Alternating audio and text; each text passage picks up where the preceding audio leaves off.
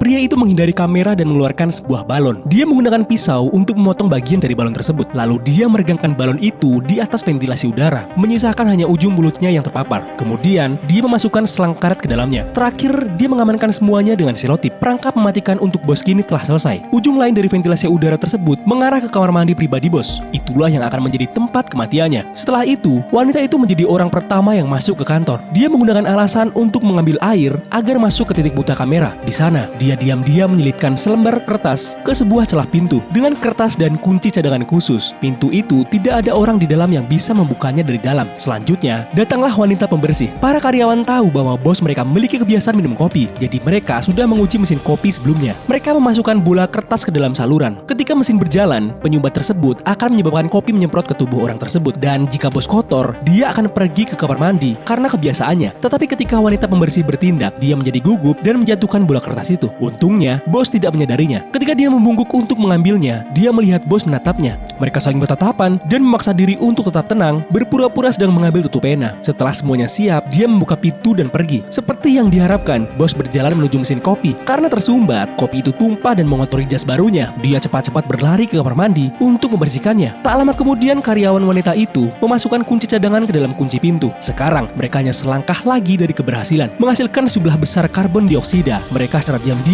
merekam pil bos dan menemukan bahwa dia menderita asma. Wanita itu sengaja menjatuhkan sebuah cangkir. Wanita pembersih mendengar sinyalnya dan segera menyalakan penyedot debu. Suara bising itu adalah sinyal untuk tim di lantai bawah. Setelah menerima sinyal, pria itu bergerak ke titik buta dan membuka pemadam kebakaran yang telah terhubung sebelumnya. Seketika, sejumlah besar karbon dioksida masuk ke kamar mandi melalui ventilasi udara. Bos menyadari ada yang salah, tapi sudah terlambat. Dia tidak bisa membuka pintu dan tidak ada yang menjawab teriakannya. Para karyawan menggunakan suara penyedot debu sebagai alasan, mengklaim mereka tidak bisa mendengar apapun. Petugas keamanan bahkan menutup pintu utama untuk mencegah klien masuk. Dua karyawan duduk di meja mengobrol dengan sendirinya, berpura-pura bahwa 3 orang telah berbicara sepanjang waktu. Pada akhirnya, dada bos makin sesak. Dia jatuh ke lantai. Setelah 5 menit, pria itu sekali lagi menghindari kamera dan mematikan pemadam kebakaran. Karyawan wanita lain menggunakan alasan untuk mengambil air untuk melepaskan klip kunci cadangan. Kemudian, dia berjalan kembali ke mejanya dengan botol air. Di bawah pengawasan kamera, para karyawan melakukan pembunuhan bersama-sama. Bahkan polisi tidak bisa menemukan celah apapun. Jadi, mengapa mereka melakukan ini kepada bos mereka? Akhir yang membingungkan.